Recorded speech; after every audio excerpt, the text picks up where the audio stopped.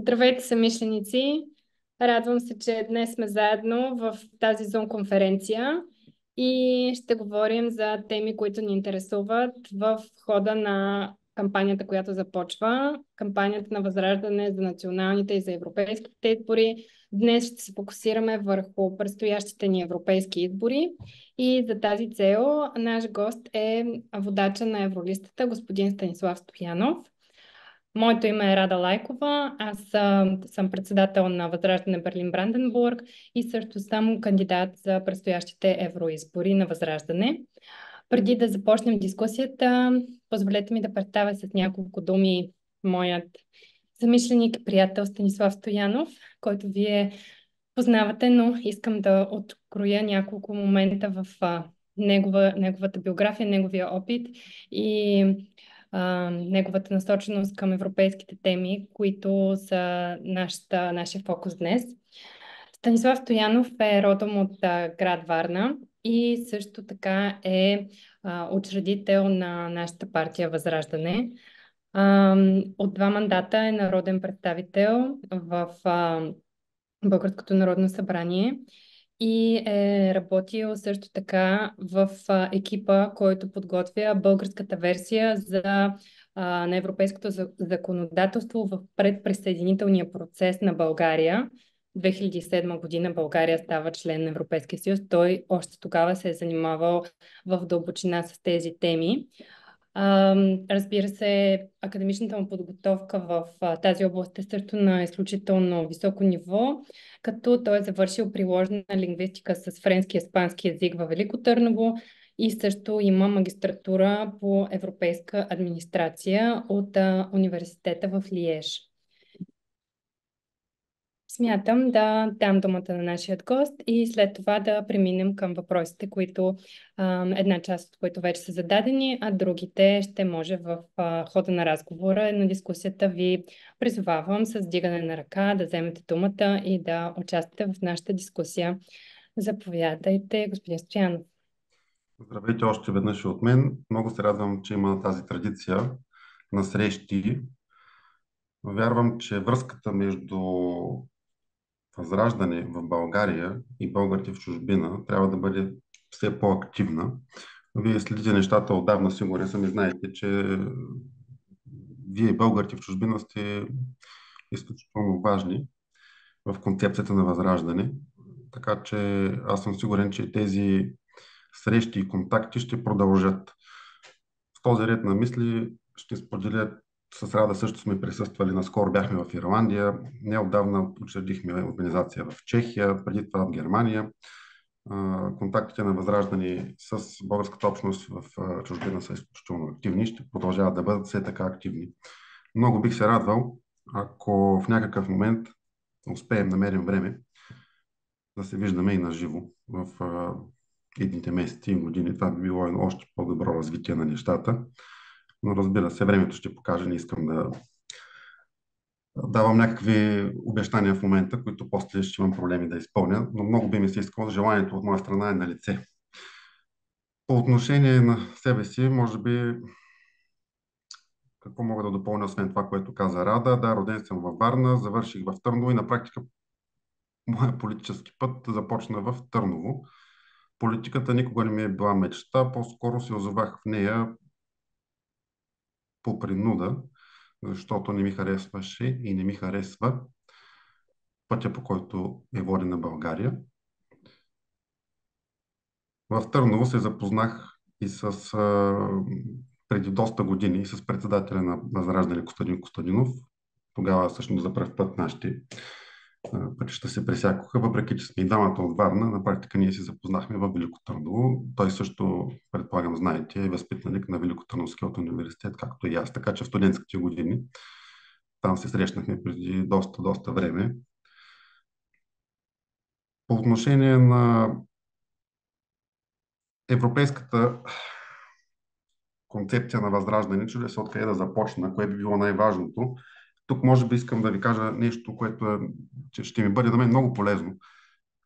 Бих искал да чуя и вашето мнение, не само аз да ви кажа някои неща, ние как ги виждаме, аз ще споделя, разбира се, всичко, което ви интересува и ще отговоря на всички въпроси, но искам да разбера и вие как виждате пътя, по който е поела Европа, по който е поел Европейският съюз, от вашата гледна точка. Това би било много полезно за мен, за да сравня дали моите виждания съвпадат с вашите. Аз съм сигурен, че ще има с какво и да си допълнят нещата. Това, което мога да ви кажа накратко, Възраждане има сериозни амбиции в европейски план. Имаме доста разговори и с, вече бих казал, настоящи, а и с бъдещи партньори от различни семейства, такива, които са независими. Търсим партньорите, които биха ни позволили да решаваме проблемите на България и на Европейския съюз. Казвам и на България, и на Европейския съюз, защото много от проблемите на България на практика са проблемите и на други страни членки. И това, което мен много ме поразява последно време, е когато се запознаем с някой и седнем да говорим с някой от нашите, да ги нарека бъдещи партньори, ами всъщност почти винаги достигаме до един и същи извод, че проблемите на техните държави и на нашата държава са много, много сходни. И се сблъскваме с едни и същи предизвикателства и виждаме проблемите на нашия континент, нашия общ европейски дом по много сходен начин. Това на мен ми дава кураж, че всъщност имаме и самишленици в европейски план, че не сме сами, че противно на това, което се лансира в България, Възраждане не е някаква екзотична партия, която е различна и няма други като ние. Не, има много други като нас. Те са много активни. Знаете, че наскоро направихме конференция в София, която мина при, бих казал, много добър интерес и от нашите членове в страната, а и от нашите гости. Наши представители ходят постоянно на различни конференции в Европа. Навсякъде сме добре приети, търсени, канени и контактите са много добри. Вече след европейските избори наистина ще намерим точната формула, която Възраждане ще следва в следващия Европейски парламент. Към момента не бих искал да конкретизирам в тази насока, защото дори на практика на никой не е ясно точно кои партии биха влезли, с колко голяма сила, каква тежест. Това са едни неща, които ще оставим за след европейските избори. Факт е, че Европейският съюз в настоящия си вид има изключително много проблеми. Върви по един път, който на нас въобще не ни харесва. Вярвам, вие споделяте тези виждания. Проблемите, с които Европейският съюз не може да се справи или не желая, което е още по-лошото, не са един или два, сред които бих отбелязал миграцията. Примерно, първият проблем, който бих искал да ви споделя. Нелегалната миграция. Често водим делегации от чужбина на българо-турската граница. Интересът към нея е изключително голям, защото българо-турската граница е външна граница и за Европейския съюз. Тази тема се обсъжда и в Народното събрание. Какво констатирам аз и всички наши представители и наши гости? Турската граница от страна на Турция на практика е по-добре охранявана, отколкото е българската. Какви са причините за това? Сега няма да задълбаваме в голяма дълбочина. Не, че няма желание от наша страна. Желание има. България прави усилия, но е поразяващо, когато човек отиде на границата и сравни как изглежда турската част на турската страна на оградата и българската страна на оградата. Турската страна има много по-добра инфраструктура. Турската граница се охранява от турската армия. Българската граница се охранява от гранични полицаи. Техниката на турската страна съответно е по-добра, военна техника, а не джипове. Това са неща, които правят впечатление на първа, още веднага, когато човек отиде на границата. Самата армия присъства там с съответното въоръжение, докато от българска страна имаме гранични полицаи, които, между другото, не са местни хора, а са командировани, което е едно от предизвикателствата на самата граница, защото тя е изключително пресечена. А когато хората не са от района и не я познават добре, терена е по-низки, съответно те не са достатъчно запознати и това представлява проблем за тях. Това е само един от проблемите. Естествено, България и Европейският съюз, тук държа да подчертая, че тази граница е и външна за Европейският съюз и въпреки, че тя си е наш приоритет, редно е според мен България да получава някаква помощ от Европейския съюз да я охранява. Най-вече техническа и финансова. Ние човешки ресурс имаме. Редно е на тези външни граници, не само българо-турската, но и гръцката, всички по южното направление на Европейския съюз, да им се обръща внимание, координирано, защото миграционният натиск в последните десетилетия е много силен, продължава да бъде неовладян, т.е. с различен идентитет, но като цяло е неовладян и без координирана политика общо европейска, той трудно може да бъде доведен до стойности, които ни удовлетворяват. В този ред на мисли ще допълня, че демографската картина в Европейския съюз е изключително лоша. Населението е застаряващо. Ако има младо население, то е до голяма степен от мигранти. Като дори официалната статистика не обхваща мащаба на проблема, защото в различните държави много от мигрантите вече имат европейско гражданство. В България срока за да получиш български паспорт е 10 години. Трябва да се пребивава в България 10 години. В различните държави обаче нещата са още по-лесни. Тук се сещам за един-два примера. Швейцария, тя не е член на Европейския съюз, но наскоро имахме гости от Швейцария. Там уседналостта е 7 години. В Ирландия, на където наскоро бяхме, там уседналостта, за да получиш ирландски паспорт е 5 години. И това, което ни разказаха самите ирландци, всъщност официалната статистика за Ирландия въобще не отразява мащаба на проблема с миграцията в Ирландия, защото много от мигрантите вече имат ирландски паспорт, въпреки че те са там от няколко години, между 5 и 10. Това самите ирландци го отчитат като голям проблем. Други проблеми. Икономическата рецесия. Недомислен проект за еврозоната. Аз знам, че наскоро имахте среща с Димо Дренчев, няма да задълбавам в еврозоната. Но това е един от проблемите, които влошават нещата и намаляват конкурентоспособността на европейските икономики. Зелената сделка е изключително актуална към България в настоящия момент. Знаете за протестите на миньорите, знаете за проблемите с тецовете в България. България има потенциала и ресурсите да добива и да развива минна дейност и да поддържа тецовете в поне следващите 100 години. Имаме собствени залежи. Това въобще не е лошо на фона на нестабилната геополитическа обстановка и на проблемите с доставка на ресурси. Знаете всички за конфликта в Украйна, колко е трудно в момента да се намерят разнородни доставчици на газ, стабилни, сигурни, с относително постоянни цени, които позволяват някаква икономическа стабилност за бъдещето, за следващите месеци и години. В момента има изключителен натиск тези течове да бъдат затваряни. За сега България удържа положението. Ще видим до кога. Зелената сделка е изключителен проблем. Тя трябва да се направи интелигентно, умно и да не е причина за икономическа рецесия, както се случва в момента. Още по-голям проблем е, че всъщност Европейският съюз следва едни зелени правила, които нашите партньори не следват. А какво става за нашите геополитически конкуренти на световен план? Само ще дам пример, че примерно САЩ, те не са подписали така прословутия протокол от Киото. Ще кажа няколко думи за войната в Украйна. Европейският съюз абсолютно няма никаква дипломатическа функция в момента. Единствената му роля се свежда до това да налага санкции на едната страна и да предоставя оръжие и муниции на другата. Това на практика на нас ни прави страна в конфликт. Не се търси дипломатическо решение, не се говори за мирни решения, говори се за мир чрез още повече война и чрез евентуална победа на Украйна над Русия.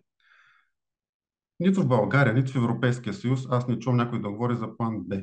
Ами какво ще стане, ако примерно Украйна не успее да победи Русия?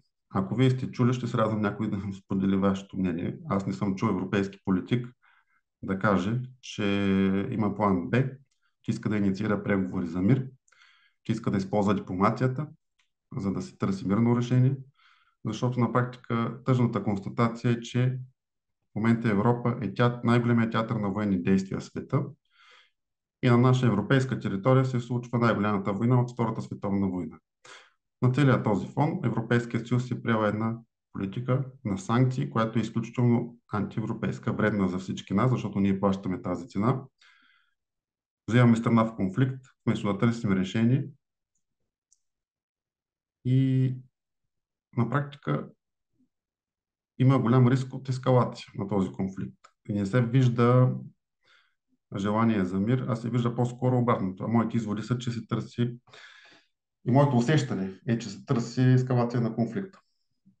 Дано да греша, разбира се. Нашата роля на България в тази ситуация би следвало да бъде много по-активна и не просто да следваме сляпо някакви европейски политики и виждания, а да бъдем много по-активни в това отношение. И не само, това е един пример, но аз искам България да бъде много по-активна в европейски план и не просто да консумира европейската политика, а да я оформя и да има активна част в нея. Ще припомня, че в началото на конфликта от Възраждане нашия председател заяви желание България да бъде домакин на дипломатически преговори. Те не се случиха, разбира се, защото Възраждане не управлява България. Никой от нашите управляващи не посмя да инициира такова смело действие, някакси независимо, което леко плаши нашия политически елит. Ние си смълчахме, казвам ние, като държава. За сметка на това, Турция направи това, което ние искахме България да направи. Ние мислим, че на България много повече би отивало, отколкото Турция, да бъде домакин на едни преговори за мир между Украина и Русия. Поради са исторически и културни и всякакви други причини. Да, преговорите се случиха в Истанбул, не доведаха до успех, но ги домакинства Турция. Можеше това да го направи България. За сметка на това, нашата роля, вие всички знаете, се свежда до това да налагаме санкции и да размахваме пръсти. Войната си върви и един ден, когато тези две държави намерят някакво решение под една или друга форма, България ще трябва сериозно да поработи за подобряване на своите дипломатически отношения с Руската федерация. Това, което ви дарах като пример, всъщност важи във всички аспекти на европейското ни членство.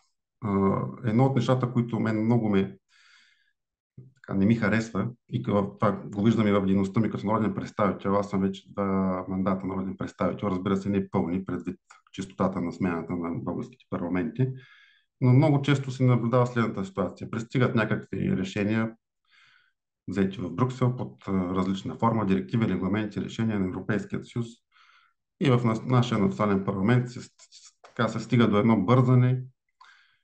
Трябва да се приеме това или онова, трябва да се приеме тази или онази директива, защото в противен случай ще не бъдат наложени санкции. А много пъти тези директиви излизат недобри. Много пъти различни браншове и организации реагират негативно, но вече няма какво да се направи, защото те са приети в Брюксел и при нас идват като един свършен факт. И България трябва да ги приеме, защото иначе ще ги бъдат налагани санкции. Това е много често, много типична картина. И моето усещане е, че България не си върши работата на време в Брюксел, защото иначе не би се стигало до там българските браншови организации, индустриални организации, каквито и да са земеделски или каквото и да се сетите, да разберат за тези закони, които ние приемаме, тези промени законодателни, когато те вече се приемат в последния момент. И тогава вече на практика ние нямаме никакви инструменти за реакция, защото ако не ги наложим, плащаме и сериозни санкции. България трябва да бъде много по-активна в европейски план. Много по-активна и не само да изпълнява заръки, а да налага и да защитава своите санкции, да налага българските виждания в европейски план, да ги отстоява, да се бори за тях. Защото ние сме все още към настоящия момент пълноправен член, ще бъдем следващите години и е крайно време да приемем тази си функция. Редно е да няма Европа на две скорости, а да има Европа на една скорост. Ако България ще бъде член на този съюз, трябва да се влезе в роля и да се отстоява интересите качествено. Нашето виждане в този ред на мисли е, че Европейският съюз има нужда от реформа, има нужда от промяна. Отиваме с желание да работим в това направление, да повдигнем много въпроси. Надявам се, че ще намерим партньори, защото това е доста сериозна задача. Не може да бъде направено от 3, 4 или 5 представителя. Но аз виждам, че има и в другите държави хора с подобно виждане, които вече са озрели за разбирането, че Европейският съюз има нужда от реформа и че не върви по добър път. В настоящия си вид е контрапродуктивен и дори бих казал заплаха за европейската цивилизация. Трябва да се работи активно, да се намерят решения и ако успеем да го променим, ще е чудесно. Ако не успеем, ако Европейският съюз откаже да бъде реформиран, не намерим никаква подкрепа, не успеем да постигнем нищо, разбира се, винаги има варианта да питаме българския народ, устроява ли ни, искаме ли да продължаваме да сме членове на един такъв съюз. Възраждане, противно на някои мнения, не би предприело някаква стъпка без да пита българският народ. Ние обичаме референдума като инструмент. Да, бихме го питали дали той иска да продължава един ден да е член, ако не успеем да направим така, че членството да работи по-добре за нас, ако не успеем да направим Европейският съюз да изглежда по начин, който нас ни харесва, имаме желание да питаме и за членството ни в НАТО, както знаете. Тук мисля да спра и да ви дам думата за въпроси, да кажете вие как виждате нещата. Все пак вие сте хора, които живеят на терен в чужбина и вашето мнение за мен е много ценно и много интересно. Как вие виждате пътят, по който се развива Европа, Европейският съюз? Знам, че една част не сте в Европейския съюз, но нещата не са чак толкова различни. Виждам пък и хора от Германия и други държави, които познавам, така че ще е интересно и вашето мнение. Така че призовавам ви да направим така един отворен разговор. Мисля, че за мен ще бъде много полезно. Благодаря на нашия кандидат, водещ листата. И сега ще започна с първите въпроси, които вече са зададени. И съм си записала и хората, които вдигнаха ръка от нашия чат. Ако сте съгласни с това процедиране, защото има и предварително записан въпрос, който е на Андрей Ненов. Има ли шанс и ако да, кога Възраждане може да обяви, че ще следва политиката и законите на Орбан и Десантес? Само за последните 2-3 години Десантес е подписал поне 25-30 закона, защитаващи семейството, личните свободи, нелегалната миграция и прочие.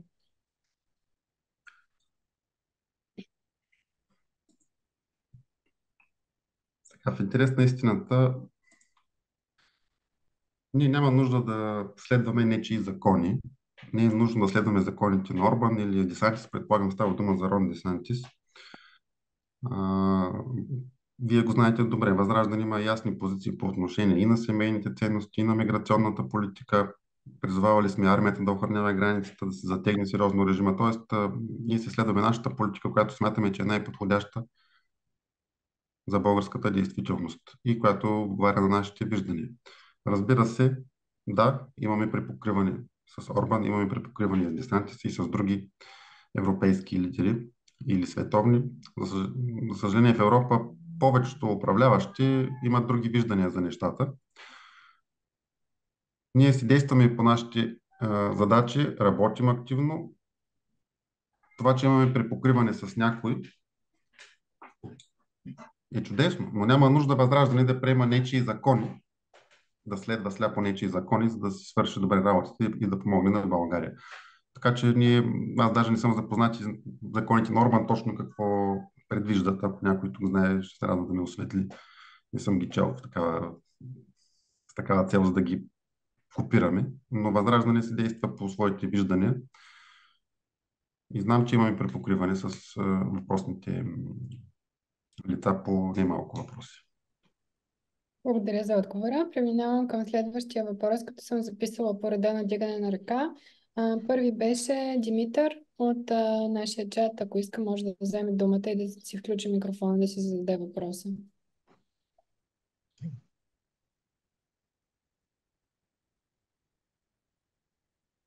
Димитър? Да, искам да задам 3 въпроса. Единият въпрос се отнася до това какво е отношението на Възраждане към Европейската народна партия и счита ли се, че Европейската народна партия ще запази своите позиции в Европейския парламент и Европейската комисия. Второ, какво може да се направи срещу зависимостта на зависимостите в най-различни области на Европейския съюз от страна на Съединените щати. Само, че могат ли да помоля за първо отговор на госта и второ, понеже имам още доста въпроси, да следваме само по един въпрос на човек на първото задаване. Добре. Това става въпрос Съгласен съм. за... Благодаря. Ако стане време, пак ще ви дам думата. Да, Как благодаря. може да предоговори... Не, чакайте, това бе третия въпрос. Какво е отношението ви към Европейската народна партия и считате ли, че тя ще запази позициите си в Европейската комисия? Отношението ни към Европейската народна партия и към всички партии е такова, че то се оформя от техните действия. В момента знаете, че там най-големия български представител ГЕРБ е член на Европейската народна партия. Тоест, ако мога да направя една асоциация, бих казал, че каквото е отношението ни към ГЕРБ, такова горе-долу и към Европейската народна партия. Сега, аз много се надявам, че Европейската народна партия, понеже напоследък прихващам някакви такива наченки на послания, и надявам се това да е реално осъзнаване, а не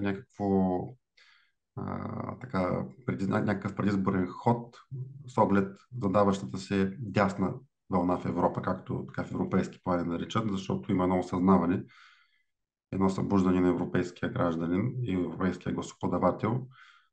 И надявам се, че тези послания, които Европейската народна партия по отношение на миграция и други така наболели проблеми на Европейския съюз лансира в последно време, са наистина реални техни виждания, а не някакъв предизборен ход.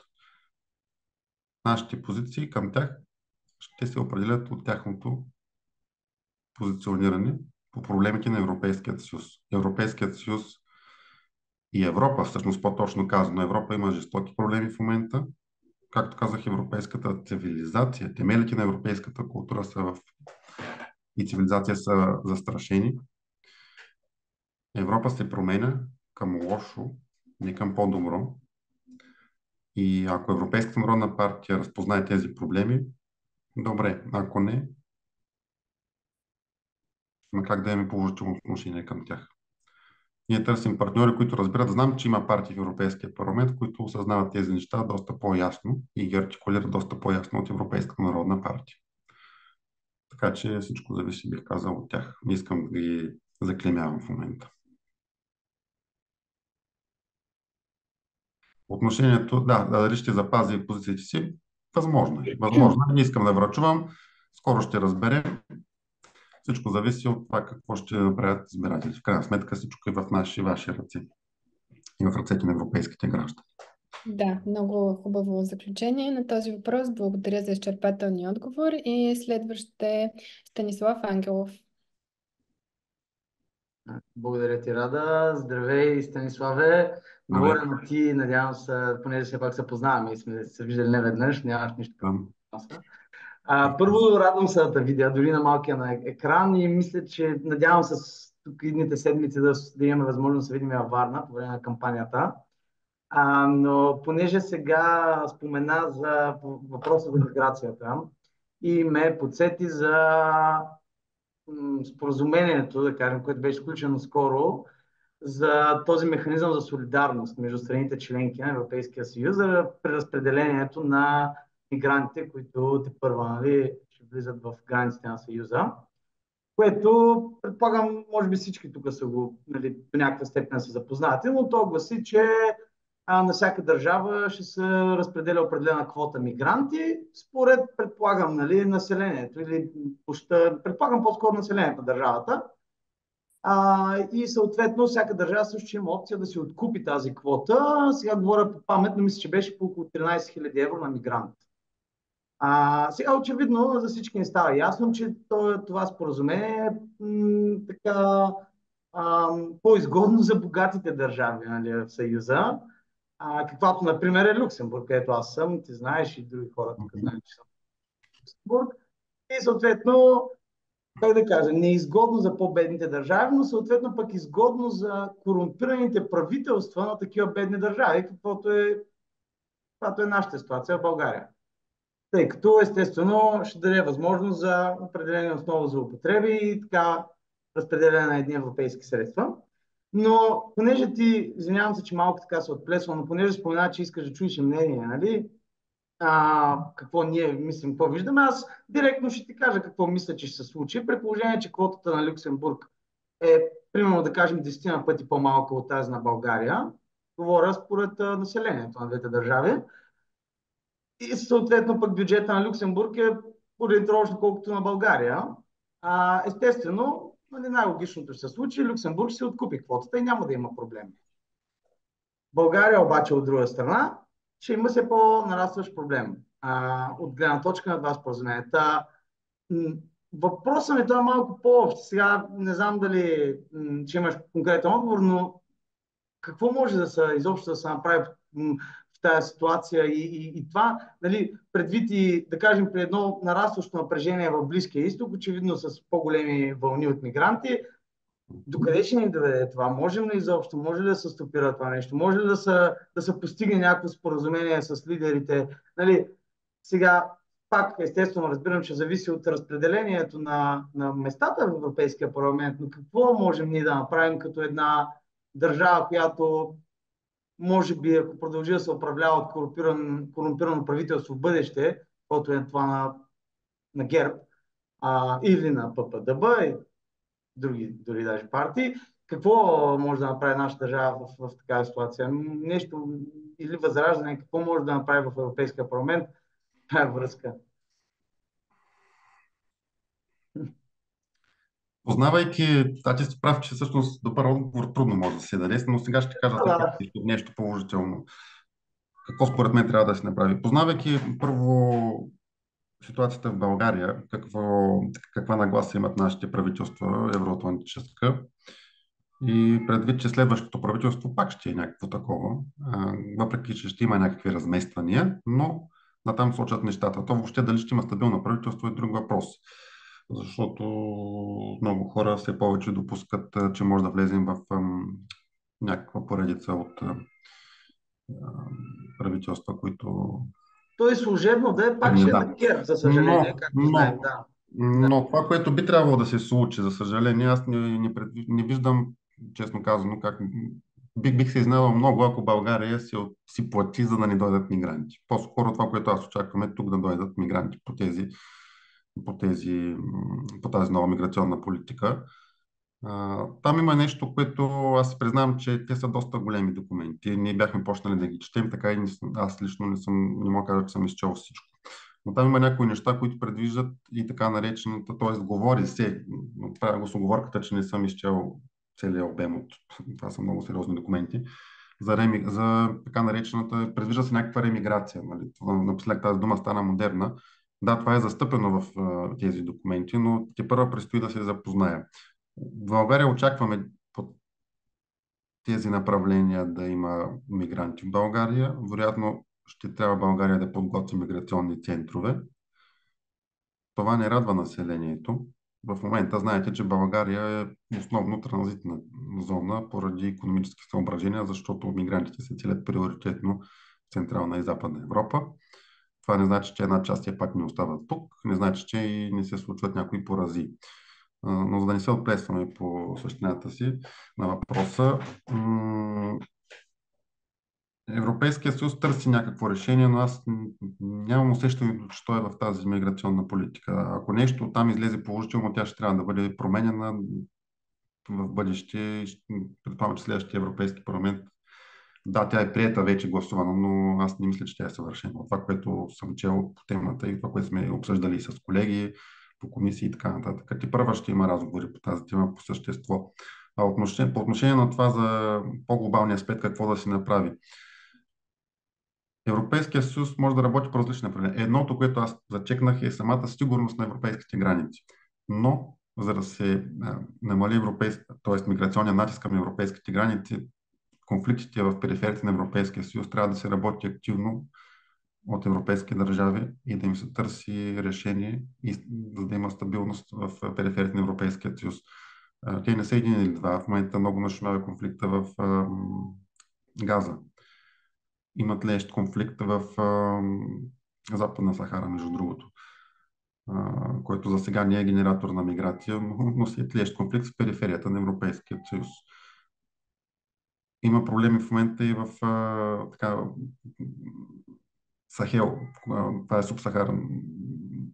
субсахарна Африка, да го наречем. Там също се случват сериозни неща. Това е един сериозен генератор потенциален на миграция, на миграционни потоци. Тоест Европейският съюз трябва да работи много активно, да търси устойчиви решения по своята периферия, а не да действа така по примера, както се случва в Украйна. Тоест Европа трябва да действа много активно, като сериозен геополитически фактор на световната сцена. И тук не мога да не кажа, че в последните години Европа много се е обезличила, на Европа и липсва лидерство. Европа няма собствена геополитическа политика, за разлика от държави като САЩ, като Китай, които са на практика и конкуренти икономически. Европейския съюз, Руската федерация също. Това са държави, които имат ясна визия за своята външна политика, докато Европейския съюз, поправете ме ако греша, но аз имам усещането, че следва чужди директиви, много активно се включва в тях, търпи за своя сметка щети, сериозни щети, а не предлага никакви решения. И аз не мога да разбера и не проумявам вече 2 години къде е интереса на Европейския съюз да има този продължителен конфликт в Украйна, който също е генератор на миграция. В всички европейски държави има голям брой украинци, знам, че вие може да го потвърдите. Така че Европа трябва да работи много активно и да има собствена визия. На Европа липсва лидерство и аз се надявам, че скоро Европа ще почне да произвежда и на водещи места наистина да се появят лидери в различните държави. Защото замислете се кои са лидерите на водещи европейски държави и колко добри политици са те и как стоят. Няма да... Наскоро имаше посещение на някой на германския, примерно, министър-председател в Китай. Ако сте следили как беше посрещнат там, това е достатъчно красноречиво. Това мога да кажа. Без работа няма да стане. Със сигурност целенасочена, планирана за години напред. Няма да се овладее така лесно процесите с миграцията. Това не се случва. Благодаря за изчерпателния отговор. Имаме още въпроси на първото минаване на първия ред, след това минавам на втория път, когато ще има въпроси. Господин Александър Гарков съм записала, не знам дали все още е на линия. Ако е тук и желая да си зададе въпроса, сега е момента.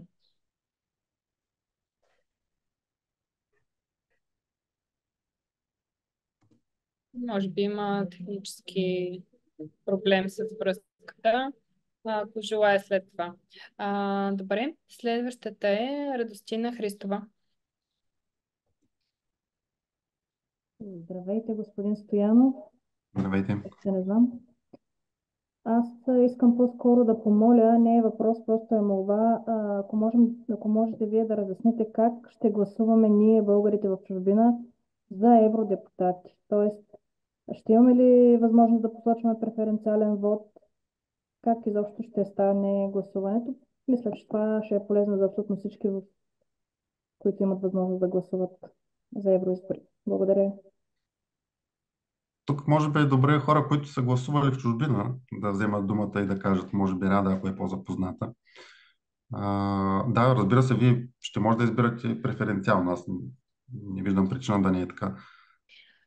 Други въпроси за първото задаване нямаме. Ако искате, мога да се върна към въпроса на Димитър, ако той още е тук и желая и втория си въпрос да зададе по отношение на Европейския парламент. Мисля, че и Владислав дигна ръка. Влади от моята организация, ако е дигнал ръка, задължително. Добре. Влади, ти си. Владислав Тодоров, Берлин, Бранденбург. Здравейте, господин Стоянов. Здравейте. Честит 1 май на всички. Здрави, късмет и успех. Съгласни ли сте, че лобизма ще съсипе Европа? Краткият ми отговор е, че съм съгласен, да. Броя на лобистите е огромен. Той сам по себе си, това е един от факторите, които всъщност съсипат Европа в момента вече, то се случва. Тежката бюрокрация, съчетана с много силен лобизъм. Наскоро четах една статия, много сериозна, която обясняваше колко лобисти, по кои теми, т.е. нещата са много, много сериозни. Наистина, това е изключително притеснителна тенденция. Не е единственият препъни камък на Европа, но е определено един от водещите проблеми, които трябва да бъдат преодоляни. Ако искаш, давай, Влади, ако имаш още нещо. И въпросът им беше такъв: защо си мислят, че ние поляци сме толкова прости, че ще воюваме срещу Русия? Разбираш? От тази гледна точка. Защото непрекъснато по нашите медии твърдят, нали, че как Полша вече са едва ли не на граница. Ами това по отношение на Русия, аз между другото също много ясно го заявявам във всичките си политически разговори, които провеждам като представител на Възраждане, че ние имаме на първо място историческа връзка и също и прагматична. И нашите не могат да ни накарат да бъдем или за, или против. Тоест, вашето членство в НАТО или ще воювате с нас срещу Русия, или не сте с нас. Такъв подход принудителен, избирайте за или против, ние няма да бъдем в него.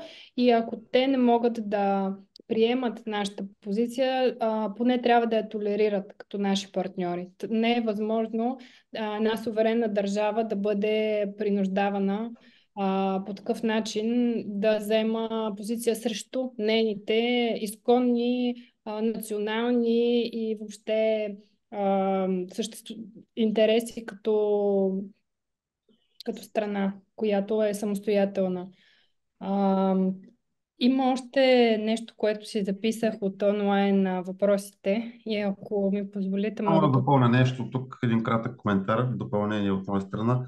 Действително в момента една от разделителните линии, тя не е само една, но една от разделителните линии, които се случват в Европа и съществуват, е отношението към Русия. Тоест, от това ти дали имаш негативно или неутрално, камо ли положително отношение към Русия, това са едни много сериозни разделителни линии. Тях ги виждаме в България, в българския политически живот, в българския парламент.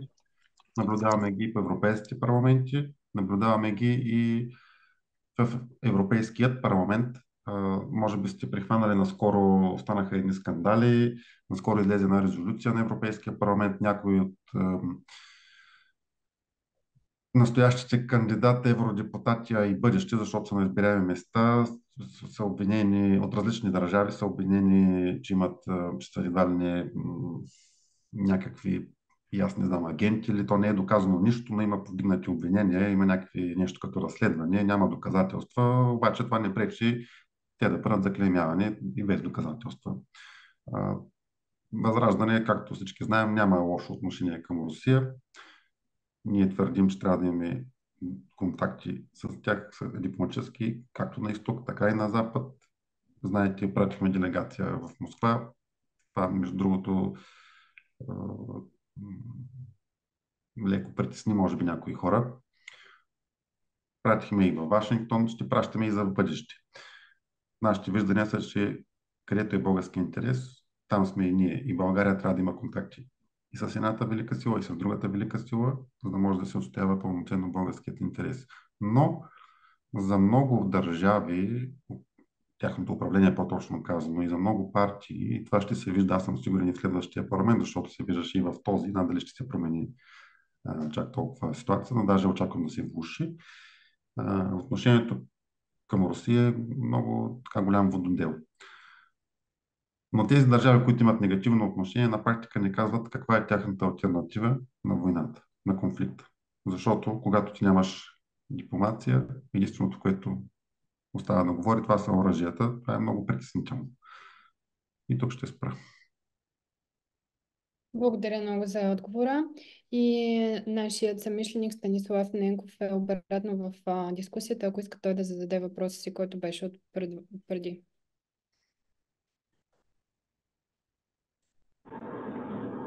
Ало, чуваме ли се? Чуваме се.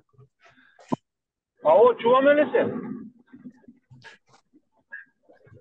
Чуваме Ало, ви, задайте въпроса. Чуваме ли се? Да, чуваме ли се в момента? Да, чуваме ви, задайте въпроса. Добре, мене ме интересува как ние ще имаме връзка с евродепутата, да имаме постоянна връзка, защото когато има някакви проблеми, които трябва да се обсъдят, да бъдат обсъдени веднага. Защото аз в ден днешен не мога да направя връзка с какъвто и проблем да искам да споделя и той да бъде обсъден. Аз нямам никаква връзка с никой. Как да стане да бъде? Ето, чрез тази дискусия вече имате връзка и може да си зададете и вашия въпрос. И сега нашия гост ще отговори за връзката между нашите съмишленици и нашите представители. Отговарям веднага. Това, което ще кажа, важи не само за евродепутатите, то важи и за българските народни представители. Всеки народен представител в българския парламент, а това важи и за европейския, е откриваем. Неговите контакти са достъпни. Имейл, има телефони за връзка, има сътрудници, които следят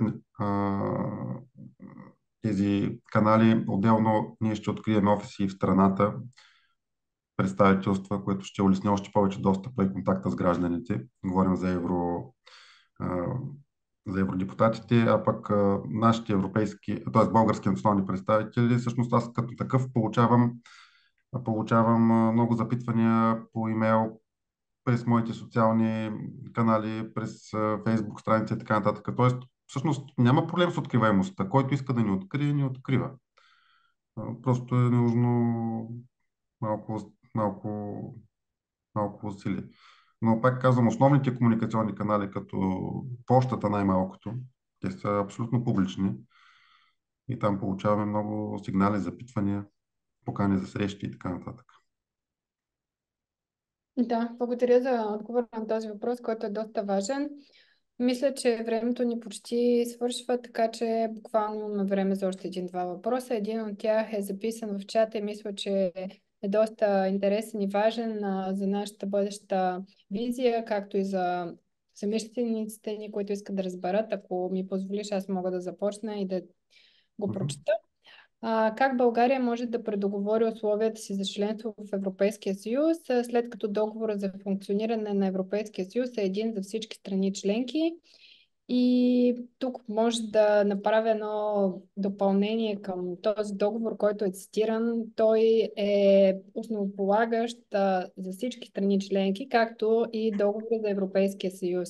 Но идваме до момента, в който двата договора, на които се базира Съюза, са част от така нареченото първично право.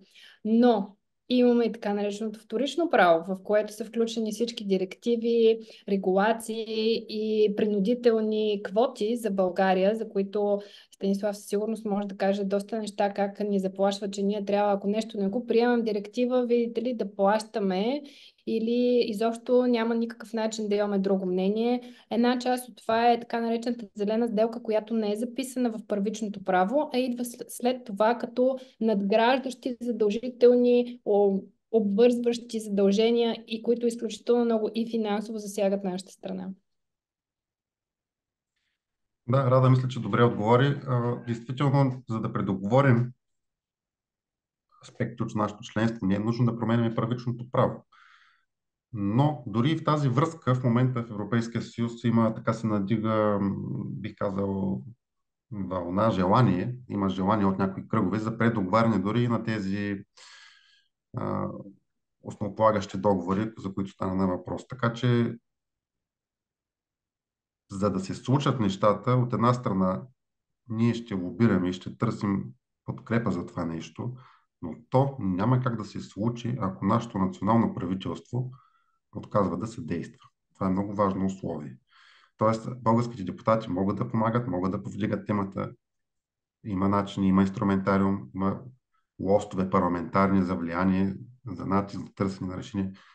Но тук важното условие е, че нашето национално правителство също трябва да желае това. Ако то отказва да се действа, сами по себе си европейските депутати трудно няма как да се справят с тази задача. И аз тук вярвам, че ние ще намерим в името на България допирни точки и с следващите национални правителства, дори и те да не са правителства на Възраждане. защото интереса на България го изисква. Но важното, за да отговорим тук, е, че не е нужно да се променят цитираните договори, за да се предоговорят някои от условията. В крайна сметка, темата за предоговаряне на различни аспекти от европейското право става все по-актуална и въобще не звучи стряскащо, докато до неодавна, а дори все още бих казал, в българския парламент, когато се повдигне и въобще в българския политически живот, когато се повдигне темата за предоговаряне, аз много често чувах и все още чувам: това е абсурд, това няма как да стане, това е невъзможно. Не, възможно е. И да, европейски лидери го повдигат. Не го измисляме ние. Тоест, няма как да съществува договор, който не може да бъде предоговорен. То това се превръща в диктат. Много благодаря за изчерпателния отговор. И вече забелязвам, че над 1 час е нашата дискусия. Виждам една дигната ръка. Може да зададем един последен въпрос, ако Станислав Стоянов има желание за един последен въпрос. Добре, и след това да заключим днешната дискусия, защото имаме желание да правим и следващи такива срещи. Нека да са на актуални теми, да са свежи и хубави срещи, които да не са прекалено дълги, за да може пак да се включим. И давам думата на Калин Стоянов. Здравейте, този път се включвам с въпроса. Калин Стоянов, Възраждане, Канада. Като една от 5 условия, които Възраждане поставя в момента, е прекратяване на санкциите срещу Русия. Въпросът ми е както към госта, така и към медиатора на срещата Рада.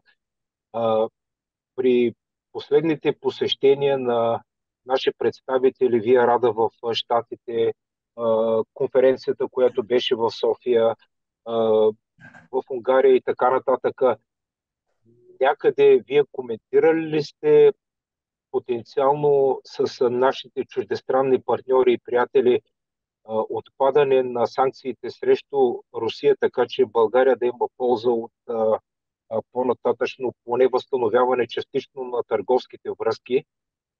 Особено ми е интересно, Рада, дали вие докато бяхте на гости на консервативната партия, на републиканската партия, дали случайно тази тема е повдигана и какви индикации, ако е повдигана, са дали нашите приятели в Съединените щати? Благодаря ви.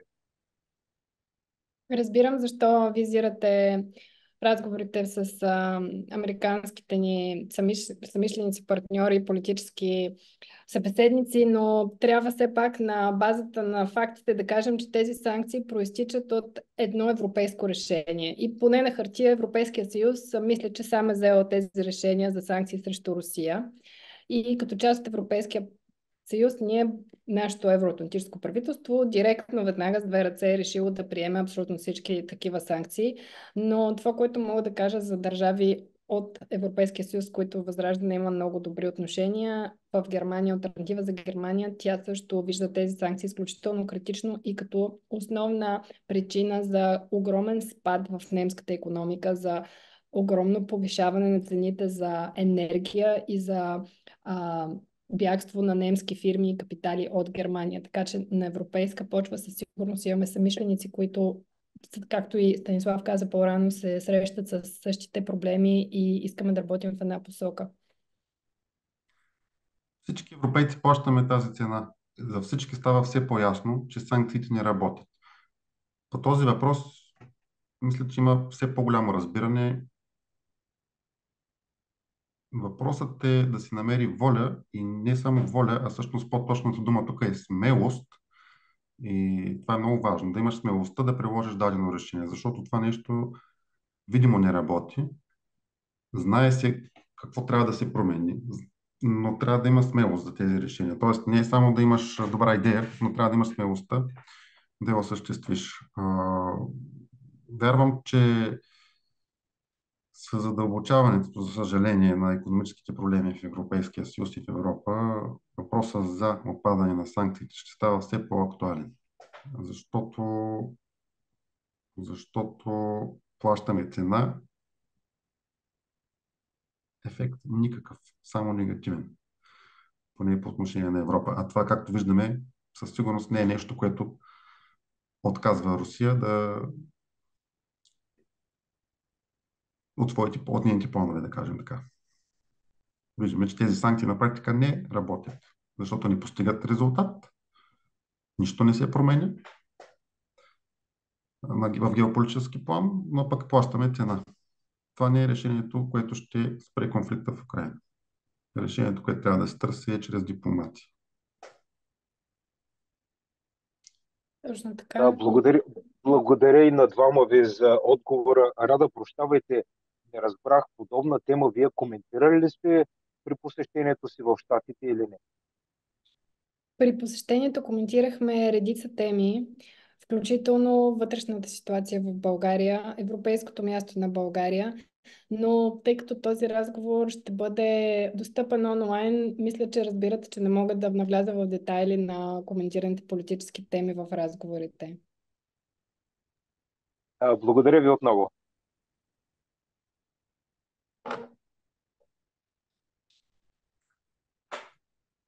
Мисля, че последната мисъл на Станислав доста добре може да послужи за заключване на нашия разговор и тя беше, че ние сме политическата организация, която стои за мир, а не за война. И само чрез дипломация, чрез непременно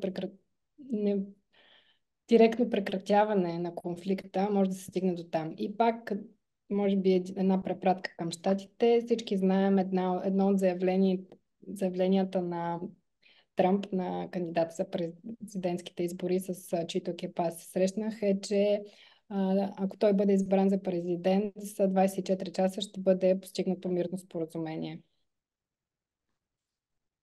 Да, заявките на Доналд Тръмп в това отношение са доста категорични, така че аз мисля, че това до някъде отговаря и на въпроса. Това са позиции, които са публични, в крайна сметка, които той заявява и артикулира доста отчетливо. Добре, виждам, че нямаме належащи въпроси, които не могат да чакат за следваща среща и влизаме добре във времето, което си бяхме поставили. Благодаря много на всички участници, на интереса и на конструктивната хубава дискусия, мотивираща, и на нашият гост Станислав Стоянов, който отдели от времето си в една... Благодаря и аз за присъствието. Да си пожелаем наистина един добър резултат за всички, за Европа, за България.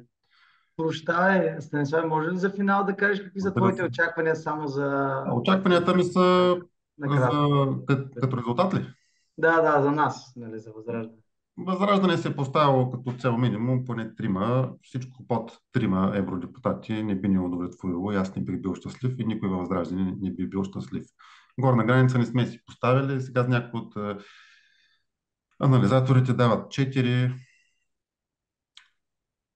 Нямаме горна граница. В крайна сметка работим. Колкото повече, толкова повече. Ще видим докъде ще стигнем. Предстои много работа. Те първа започва кампанията. Вие знаете, че ние сме на терен от повече от 2, даже бих казал 3 месеца. Правим предкампания. Всъщност не сте я виждали, но сте чували, тъй като сте в чужбина, но пък по България доста се обикаля от нашите екипи. Срещаме се с хората, обясняваме нашите виждания, обясняваме, че няма нищо екстремно в това да търсиш мир. Хората го разбират. Даже няма нужда много да им обясняваме. Те са на практика доста, бих казал, с нашите виждания. Никой не иска война, никой не обича войната. Така че работим активно, докъдето не стигнат целите.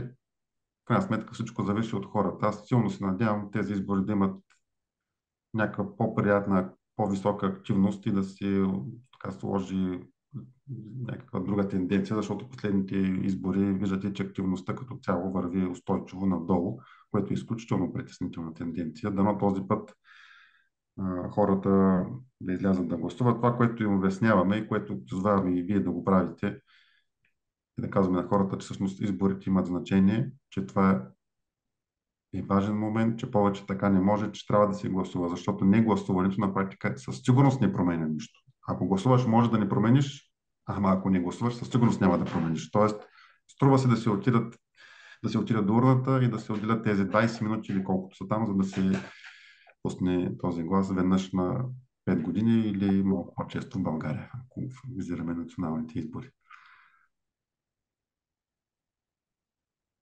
Успех! Благодаря. Благодаря. Успеха ще е общ. Мисля, че видях още една ръчичка, не знам дали да я пуснем. Ами ти кажи.